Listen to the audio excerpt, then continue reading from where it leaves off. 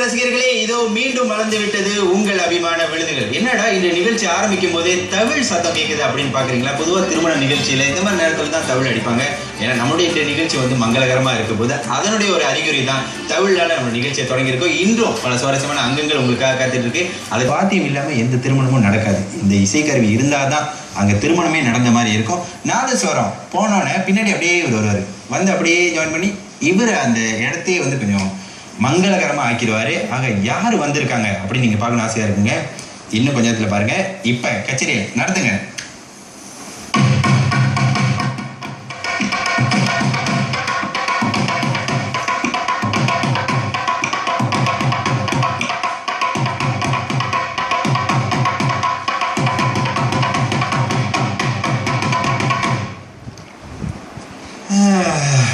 என்ன நிறுத்திட்டாங்க. ஆக அவங்க தான் நம்ம ஜனனீஸ்வரி சந்திரசேகரன் அவர்கள். ஆக வந்து தவில் அப்படின்னு சொன்னாலே எல்லாரும் என்ன யோசிச்சிருப்பாங்கன்னா வந்து ஒரு ஆண்மகன் தான் வந்து இதை வாசிப்பாரு அப்படின்னு சொல்லி யோசிச்சிருப்பாங்க. ஆனா அவங்களுக்கு ஒரு இன்ப அதிர்ச்சி தரும்போது வந்து ஒரு பெண் வாசிக்கிறது நிச்சயமா வந்து ஒரு சிறப்பான விஷயம் இல்லை. அவங்க அடிக்க ஆரம்பிச்சோன்னே ஏன்டா நான் பேசல அப்படின்னு யோசிச்சிருப்பீங்களா? ஏன்னா ஆட ஆரம்பிச்சுட்டேன். ஆட ஆரம்பிச்சோன்னு பாத்தீங்கன்னா எனக்கு அப்படியே கொஞ்சம் மூச்சு வாங்குது, பேச்சு வரல. இருந்தாலும் பரவாயில்ல. அவங்களோட இசை விருந்து வந்து இப்ப ரசிகர்களுக்கு வந்து சிறப்பாக படைக்க போறாங்க. அதுக்கு முன்னாடி ஜனனீஸ்வரி உங்களை பற்றி ஒரு அறிமுகம் அப்படியே கொஞ்சம் ஆரம்பிச்சு சொல்லிருக்கேன். உங்க பேரு என்ன? சொல்லுங்க. என் பேரு ஜனனீஸ்வரி சந்திரசேகர். அப்பா பேர் சந்திரசேகரன். நான் கிளைங்ல இருந்து வந்திருக்கேன். என்னைய பத்தி சொல்லணும்னா ரொம்ப இல்லை, எதை கிடைச்சாலும் தட்டிட்டு வாசிட்டு இருக்கேன். சரி, எத்தனை வயசுல வந்து இந்த எது கிடைச்சாலும் தட்டலாம் அப்படின்னு சொல்லி ஆரம்பிச்சிங்க? 10 வயசுல. 10 வயசுல எது கிடைச்சாலும் தட்டுறது? ஆமா. 10 வயதுல இருந்து அப்ப நீங்க எடுத்தோம் அப்படி தமிழ்ல தான் கத்துக்கிட்டீங்களா? இல்ல இல்ல, சும்மா வீட்டுல உள்ள மேஜில. சரி, ஒரு விஷயம் பாத்தீங்கன்னா கிளாங் வட்டாரத்தை சேர்ந்தவங்க வந்து திறமைசாலிகள் வந்து மீண்டும் மீண்டும் நிரூபிக்கிற வகையில வந்து அவங்க வந்திருக்காங்க. அப்ப இந்த சொல்லுங்க சொல்லுங்க. ஏன்னா அவங்க தமிழ்ல வந்து ஒரு சிறந்த இசைவித்துவான். அதுக்கு முன்னாடி ஒரு பாடகர் கூட. இந்த நேரத்துல நீங்க காலர் தூக்கி விட்டுறீங்க ரைட்டா? இல்ல தூக்க விடுவானே, ஏற்கனவே தூக்கி தான் இருக்கு. சரி சொல்லுங்க, எப்படி கத்துக்கிட்டீங்க? ஓகே, நான் வந்து ஆரம்பத்துல பஜன் குரூப்ஸ்லாம் வாசிச்சுட்டு இருந்தேன். அப்போ வாசிச்சுட்டு இருந்தோன்னே கச்சேரிக்கெலாம் ரொம்ப போவேன். ஸோ அங்கே வந்து முறையாக கற்றுக்கிட்டவங்களாம் வாசிச்சுட்டு இருப்பாங்க. அப்போ அதை பார்க்கும்போது எனக்கு ஒரு சின்ன இன்ட்ரெஸ்ட், நானும் அந்தமாரி முறையாக கற்றுக்கணும் அப்படின்னு சொல்லிட்டு இப்போ தான் 1 year முன்னுக்கு தான் தமிழ்நாட்டுக்கு போயிட்டு தமிழ் முறையாக கற்றுக்கிட்டு வந்தேன். நீங்கள் வாசிக்கிறத பார்த்தா இப்போ தான் 1 வருஷமாக கற்றுக்கிட்ட மாதிரி தெரியலையே. சரியா? ஆக வந்து நிச்சயமா நீ வந்து முகநூல்லாம் ரொம்ப ஃபேமஸ் அப்படின்னு தான் சொல்லலாம். ஜனனீஸ்வரி தவில் அப்படின்னா வந்து எல்லாருக்குமே தெரியும். யாராச்சும் பாடும்போது நீங்கள் வந்து ஃபேஸ்புக்லலாம் வந்து ரொம்ப ஃபேமஸாக இருப்பீங்க இல்லையா? எல்லாரும் பாடுவாங்க ஒருத்தவங்க, நீங்கள் அதுக்கு ஏற்ற மாதிரி வாசிப்பீங்க. சரி ஜனனி அப்படின்னு கூப்பிடலாம் உங்களை.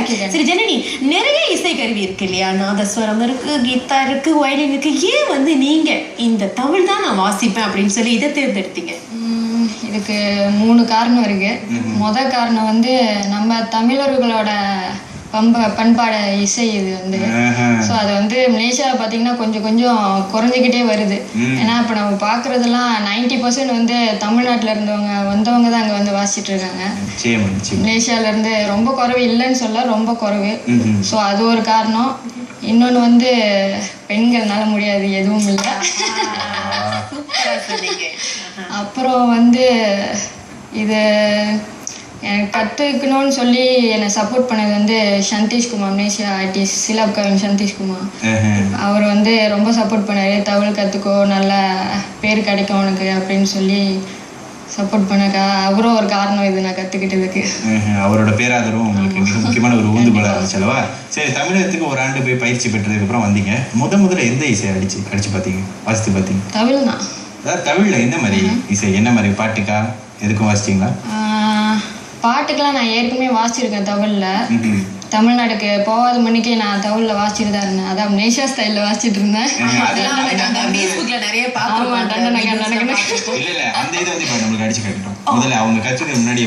இன்னைக்கு வந்து உங்களை விடுறதா இல்லை, யார் இங்க வந்தாலும் வந்து நீங்க வந்திருக்கீங்க. பெண்மணி வந்து ஒரு தமிழ் வாசிக்கிறாங்கன்னு ஆச்சரியமான விஷயம் இல்லையா? இன்னைக்கு உங்களை விடுறதா இல்லை. இப்போ ஒரு பீட்டு ஒன்று போடுங்க பார்ப்போம், மலேசியா ஸ்டைல் இல்லையா?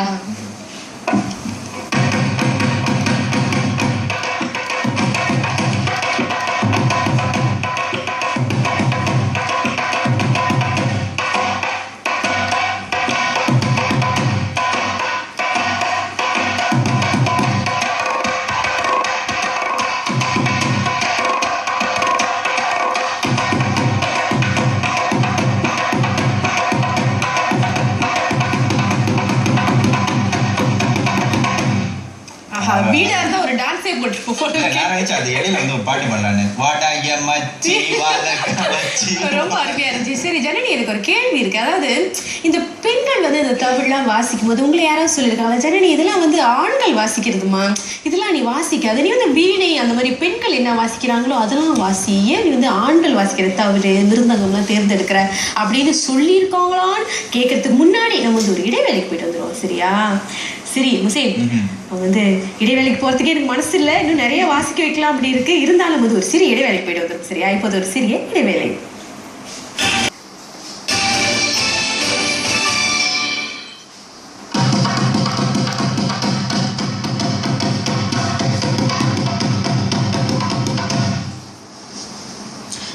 முடிஞ்சிருச்சா? நான் இன்னும் நிறைய எதிர்பார்த்தேன். நானும் ஒரு பாட்டு பாடலான்னு பார்த்தா உடனே முடிஞ்சிருச்சு. இருந்தாலும் பரவாயில்ல, நான் பாடுறேன். ரசிகர்கள் வந்து என்ன இடைவேளைக்கு போயிட்டு இருந்தாங்களே, நீங்க அதுக்கு அடிங்க. ஒரு சிறிய இடைவேளைக்கு இணைகின்றோம் ரசிகர்களே, நீங்கள் பார்த்து கொண்டிருப்பது உங்கள் அபிமான போதும் போதும் போதும். பாருங்க, மக்கள் நினைக்கிற ஆகா முசேன் அந்த தமிழ் அடிக்கிறதாச்சும் இனிமையா இருந்துச்சு, நீங்க ஏன் இப்ப பாடுறீங்க அப்படின்னு. பரவாயில்ல, இனிமே நான் பாட மாட்டேன்.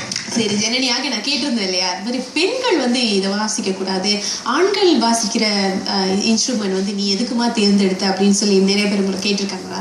கண்டிப்பாக நிறையவே சந்திச்சிருக்கேன் அந்த மாதிரி. சொல்லுங்க, ஏதாவது சொல்லுங்க, அதுக்கு நீங்க என்ன பதில் கொடுத்தீங்க அப்படின்ற விஷயங்கள் சொல்லுங்க. எனக்கு எதில் ஆர்வம் இருக்கோ அதில் தான் நான் போக முடியும்னு சொன்னேன். ஸோ அவங்க ஆரம்பத்தில் எதிர்த்தாங்க, இப்போ அந்த அளவுக்கு அதை எதிர்த்த அளவுக்கு எனக்கு சப்போர்ட் பண்ணிட்டு இருக்காங்க. ஆக வந்து உங்களுடைய ஆர்வம் வந்து எதில் இருக்கோ அதில் தான் போக நீங்கள் சொல்லிட்டீங்க. சரி, இந்த ஆர்வம் வந்து பொதுவாக வந்து நீங்கள் முதலே சொன்னீங்க, நான் ஏதோ கிடைச்சதெல்லாம் கையில் வச்சு அடிச்சிருப்பேன் அப்படின்னு. ஆனால் யாராவது ஒரு ஆள் உங்களுக்கு நிச்சயமாக முன்மாதிரியாக இருக்கணும். அவங்க யார்? ஆரம்பத்தில் அப்பா, ஏன்னா பஜனில் வந்து பாட்டு பாடிட்டு இருந்தார், ஒரு பஜன் சிங்கர் அவர். ஸோ அந்த பஜன்ஸ்க்கெலாம் போகும்போது வாசிக்கணும்னு சொன்னோன்னே எனக்கு போய் அங்கே உட்கார வச்சார். ஸோ அது மூலியமாக கற்றுக்கிட்டது தான். ரெண்டாவது சந்தேஷ்குமார், இந்த மியூசிக் பேண்டில் வந்து எனக்கு வாய்ப்பு கொடுத்து அவர் ஷோக்கெலாம் கூட்டிகிட்டு போய் நிறைய அனுபவங்கள்லாம் கிடைச்சி வாசிக்க ஆரம்பித்தேன். அது மூலியமாக தான் ஆரம்பித்தேன். நீங்களும் சந்தேஷும் இணைந்து வந்து இந்த விஷயங்களை செய்றீங்க, நிச்சயமா ஒரு சிறப்பான விஷயம் தான். ஆக வந்து இது நீங்கள் வாசிக்கும் போது பார்த்தீங்கன்னா எங்களுக்கே ஆட்டம் வந்துருச்சு. நிறைய பேர் வந்து உங்களுக்கு கண்டிப்பாக சொல்லுவாங்க, ரொம்ப நல்லா இருக்குது, சூப்பராக இருக்குது அந்த மாதிரி சொல்லுவாங்க. அந்த வகையில் வந்து யாராவது கொடுத்த ஒரு கமெண்ட் வந்து உங்களுக்கு இன்னும் மனசுலேயே இருக்கும், உங்களுக்கு சொன்னது வந்து வாவ் அப்படின்னு ஒரு ஃபீலிங். யாராவது நிறைய பேர் உங்களுக்கு சொல்லியிருப்பாங்க இல்லையா, நல்லா வாசிச்சமான்னு, யார் சொன்ன கமெண்ட் இன்னும் உங்கள் மனசுலேயே இருக்குது? என்னோட சகோதரி அஞ்சலி கதிரவன், அவங்களும் கண்டிப்பாக உங்களுக்கு தெரியும், ஃபேஸ்புக்கில் கொஞ்சம் ஃபேமஸ், அவங்களும் ஒரு பாடகி இல்லையா?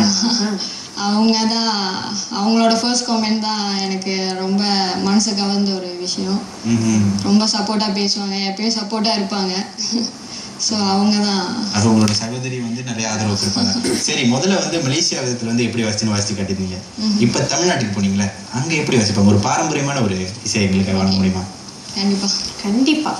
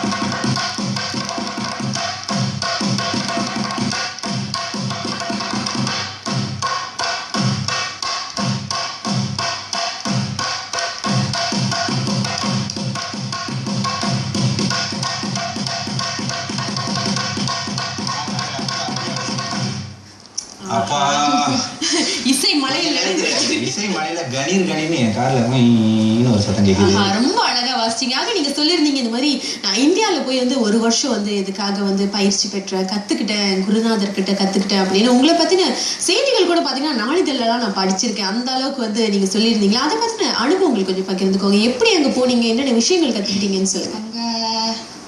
ஆக்சுவலி இங்கே வந்து எனக்கு போகிற ஐடியா இல்லை, திடீர்னு ஒரு சான்ஸ் கிடச்சி தான் நான் போனேன். அங்கே ரிலேஷன் ஒருத்தவங்க ரத்னம்னு சொல்லிட்டு ஒருத்தவர் இருக்காரு, அங்கே போய் அவர் கண்ணு மாரி என்னை பார்த்துக்கிட்டாரு. ஸோ அவர் நம்பி தான் அனுப்பி வச்சாங்க அம்மா அப்பா. அப்போ அங்கே போயிருந்தப்ப ஃபுல்லாக அவர் தான் கைட் பண்ணார். அங்கே போயிட்டு எல்லாம் தேடினப்ப எனக்கு ரொம்ப திருப்தியாக இருந்ததுன்னா அங்கே தமிழ்நாடு இசை பயிற்சி ஈரோடுன்ற ஒரு ஊரில் வந்து தமிழ்நாடு இசை பயிற்சியில் தான் படித்தேன். ஸோ ப்ரைவேட்டாக தான் நான் படித்தேன், 1 year கோர்ஸ் எடுத்து படித்தேன். அப்போ என்னோடய மாஸ்டர் தியாகராஜன் அங்கே போயிருந்தப்ப என்னைய பார்த்து அவரே கொஞ்சம் யோசிச்சாரு, என்னடா ஒரு பெண்மணி வந்திருக்க இதை கற்றுக்க அப்படின்னு. என் மேலே நம்பிக்கை கொஞ்சம் குறைவாக தான் இருந்துச்சு. ஆனால் அந்த 2 வாரத்தில் அவர் பாடத்தெல்லாம் சொல்லி கொடுத்து என்னோட ஆர்வத்தை பார்த்து அவரும் ரொம்ப சப்போர்ட் பண்ணார். அவரும் சந்தோஷமாயிட்டாரு. ஆமாம்.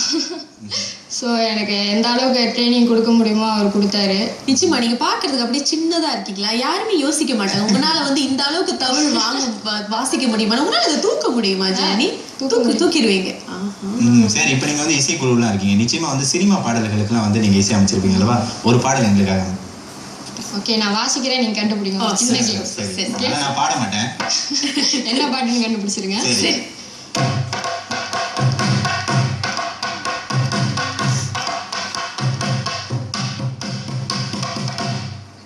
கண்டுபிடிச்சாச்சு பாருங்க ரசிகர்களே, அங்க பாருங்க அப்படியே கொந்தளிச்சுக்கிட்டு, இல்ல முசி நீங்க சொல்றது மாதிரி நான் தான் சொல்றேன் அப்படின்னு விட்டா நம்மளுடைய ஸ்டூடியோக்கே வந்துருவாங்க. ஒட்டகத்தை கட்டிக்க அந்த பாட்டு தானே? ஆமா. பாருங்க எவ்வளவு கண்டுபிடிச்சாச்சு. சரி, அடுத்து நான் கண்டுபிடிக்கிறேன் இதை. சரியா?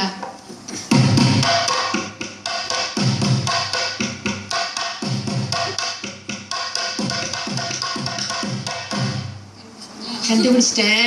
ஆனா நான் எப்போதுமே சுருதி தவறிதான் பாடுவேன், அதனால படிச்சு கண்டுட்டேன். காட்டுக்குயில அந்த பாட்டு தானே? ஆமா. ரொம்ப அழகா வாசிச்சிருக்கீங்க. அழகா வாசிச்சு கட்டுறீங்க. உங்களுடைய எதிர்கால திட்டம் என்ன வச்சிருக்கீங்க? நான் இப்ப நாதஸ்வரம் ஒரு ஆரம்பிச்சிருக்கேன். கல்யாணத்துக்குலாம் இதை விட்டுட்டு நாதஸ்வரம் போயிட்டீங்க? பெர்ஃபார்ம் பண்ணிட்டு இருக்கேன், மலேசியாலே பெர்ஃபார்ம் பண்ணிட்டு இருக்கேன். ஆனா நாதஸ்வரம் வந்து இப்ப நான் ஆள் தேடிட்டு தான் இருக்கேன், இன்னும் கிடைக்கல எனக்கு மலேசியால. ஸோ கத்து கொடுக்கறதுக்கு இல்ல நாதஸ்வரம் இணைந்து வாசிக்கிறதுக்கு கூட இணைந்து வாசிக்கிறது. என்ன பாக்குறீங்க? அந்த வாய்ப்பு தரலாம்னு இருக்காங்க. சொல்லுங்கம்மா. அப்புறம் இப்ப ஆல்பம் சாங்ஸ்லாம் வாசிச்சுட்டு இருக்கேன். சீலாப் கவின் ஆல்பம்ல கூட செகண்ட் ஆல்பம், அதுவும் சந்தேஷ் கூட இணைந்து வாசிக்கிறீங்க. அப்புறம் தேஜா தீபாவளி சாங் எல்லாம் கேட்டிருப்பீங்க கண்டிப்பா. தேஜா ஆர்டிஸ்ட்லாம் பண்ணேன், அதுக்கும் பேக்ரவுண்ட் மியூசிக் நான் தான் போட்டிருக்கேன். சுண்ட்ரா கம்போசர். இதுல சொல்றாங்க பாருங்க, அதுக்கு எவ்வளவு ஒரு கஷ்டமான விஷயம், எவ்வளவு அழகா சொல்றீங்க. சரி, இப்போ வந்து தமிழ் கத்துக்கிட்டீங்க, நாதஸ்வரத்துக்கு ஜம்ப் பண்ணிட்டீங்க, வேற என்னெல்லாம் கத்துக்கணும் அப்படின்ற ஒரு ஆர்வம் உங்களுக்கு இருக்கு? பாட்டு கத்துக்கணும், பாடணும், அந்த நான் வாசிக்கும் போது நானே சேர்ந்து பாடணும் அப்படின்ற ஒரு ஆர்வம்லாம் உங்களுக்கு இருக்கா? ஆசை இருக்கு, ஆனா அந்த அளவுக்கு நான் ஆர்வம் வரல. எனக்கு ஆசையா தான் இருக்கு, இன்னும் ஆர்வமா மாறல. சரி, நீங்க பாடுவீங்களா? அப்ப ஆசை இருக்குன்னா கண்டிப்பா நீங்க பாடுவீங்க. வேணாம்,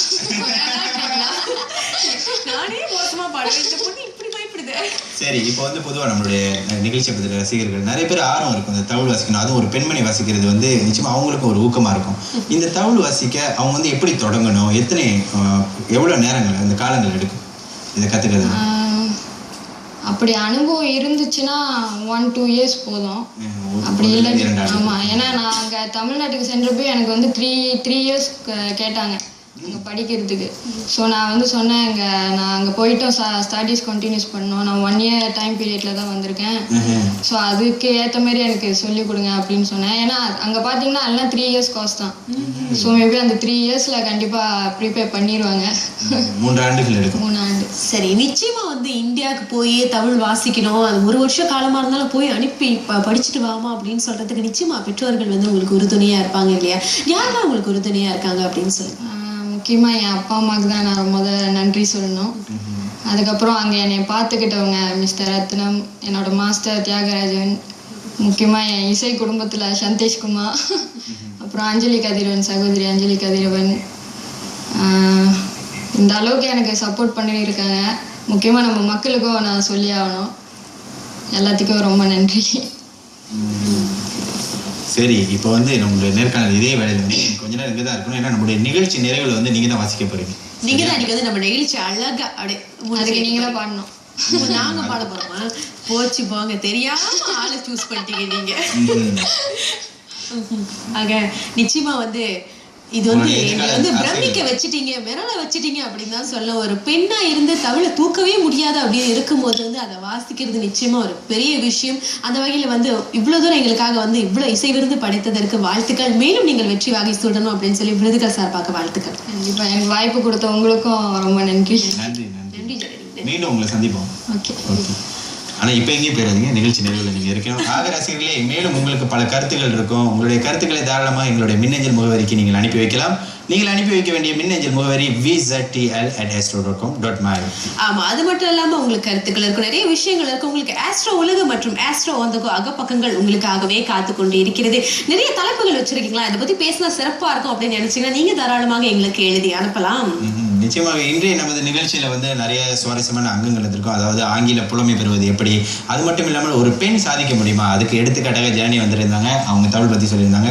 நாளை நிகழ்ச்சியில வந்து பாத்தீங்கன்னா சுவாரஸ்யமான தலைப்பு ஒட்டி பேச போறோம். என்னன்னு பாத்தீங்கன்னா, எது முக்கியம், அதாவது பெற்றோர்கள் தங்களது பிள்ளைகளுக்கு செலவிடும் நேரமா அல்லது பணமா, அந்த தலைப்பு ஒட்டி பேச போறோம். நிறைய பெற்றோர்கள் சொல்லுவாங்க, எங்க அவனுக்கு தேவையானது வாங்கி கொடுத்தா தானுங்க அவன் சந்தோஷமா இருப்பான் அப்படின்னு.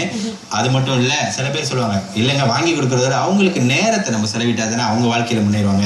இதனுடைய கருத்துக்களை தாராளமாக இப்ப நீங்க வந்து எழுதி வைத்துக் கொள்ளுங்க. நாளை தாராளமாக எங்களுக்கு அழைத்து நீங்கள் பகிர்ந்து கொள்ளலாம். ஆமா, அது மட்டும் இல்லாம இன்னைக்கு வந்து SPM தேர்வு ஆரம்பமாகி விட்டது. ஆக வந்து நிச்சயமா நிறைய பிள்ளைகள்லாம் வந்து ஆயத்தமா இருப்பீங்க. பெற்றோர்கள்லாம் உறுதுணையா இருக்கணும். இந்த நேரத்துல வந்து மன அழுத்தம் அடையக்கூடாது. தொடர்ந்து முயற்சி செய்ய, நிச்சயமா வந்து நீங்க சிறந்த தேர்ச்சி பெறலாம். ஆக SPM மாணவர்களுக்கு எங்களுடைய வாழ்த்துக்கள், நல்ல தேர்ச்சி பெற வேண்டும். ஆக நம்ம நிகழ்ச்சிக்கு நிறைவுக்கு வந்துட்டோம். நிறைவுக்கு முன்பதாக எங்கடா ஜனனியை காணோம் அப்படின்னு நீங்க ரசிகர்கள் நினைச்சுக்கிட்டு இருப்பீங்க. இன்னும் கொஞ்ச நேரத்துல ஜனனி தான் நம்முடைய நிகழ்ச்சியை முடிச்சு வைக்க போறாங்க. அவங்களுடைய அந்த சத்தம் நீங்க கேட்கணுமா? இசை விருந்துக்கு தயாராயிட்டீங்களா? உங்களிலிருந்து விடைபெறுவது நான் மோசின் அஜீஸ். நான் நதியா ஜெயபாலன். நன்றி, வணக்கம்.